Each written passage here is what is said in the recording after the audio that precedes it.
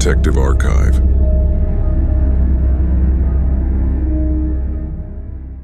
In 2002, in Cleveland, Ohio, a young woman named Michelle Knight was going to court to resolve the issue of deprivation of parental rights. She did not want to leave her little son without a mother.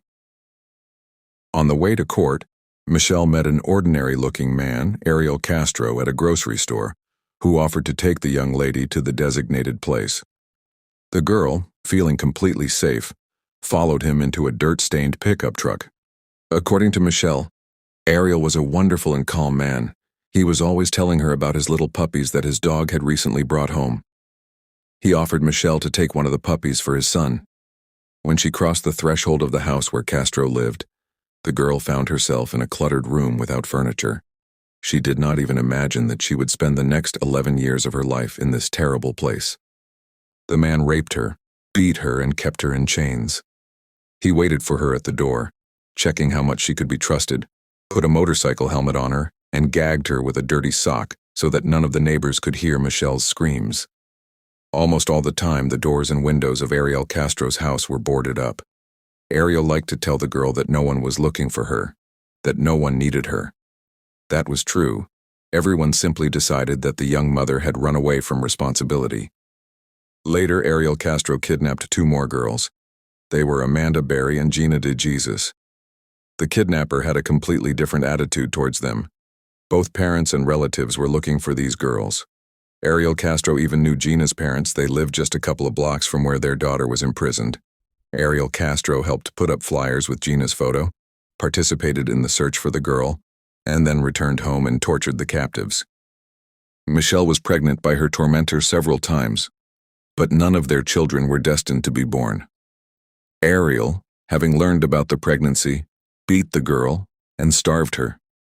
She suffered 5 miscarriages, but Ariel allowed another of his captives, Amanda, to give birth to one of his children.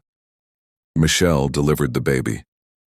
The barely alive girl was born in a dirty children's pool on the 2nd floor of a boarded-up house. Michelle had to give the child artificial respiration. Ariel promised to kill Michelle if she did not save the girl. Jocelyn, as the baby was named, survived and lived in the family for her first 6 years. Castro took her for walks in the park early in the morning and accompanied her to church. In general, Ariel behaved like an ordinary father, as much as possible under such circumstances. No one could suspect the quiet school bus driver of being a criminal. Sometimes his house hosted noisy parties with friends, but no one ever got to the 2nd floor to see the girls. Even Ariel Castro's family, his mother, brothers, and children, did not see the captives, although they were embarrassed by the boarded-up windows.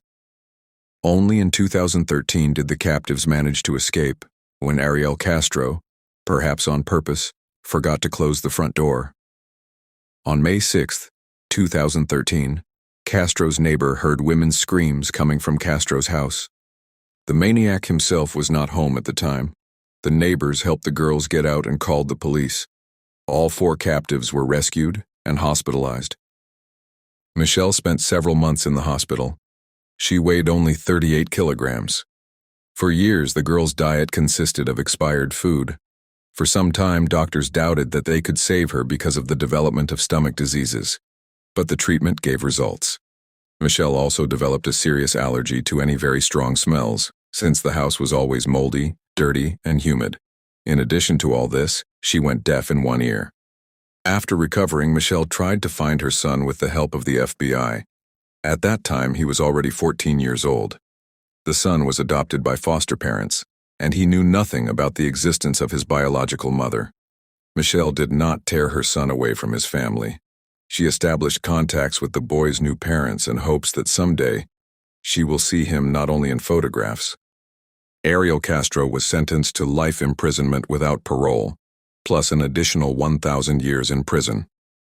In the criminal's house, the police managed to find a letter that Castro allegedly wrote himself during the first years of the girl's imprisonment.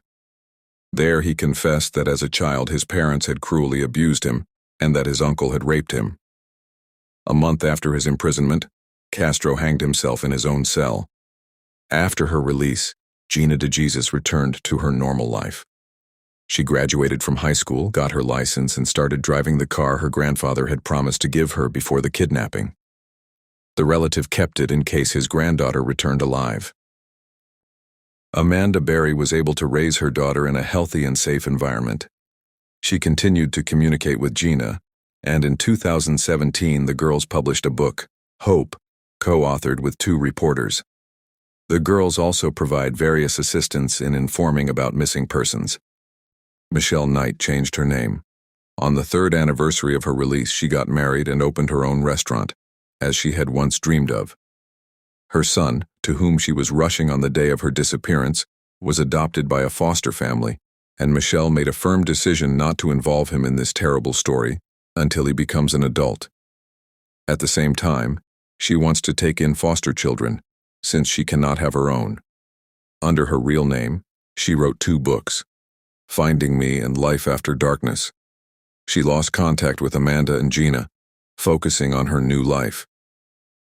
I am glad that all the girls found the strength to accept the past, start a new life, and help others.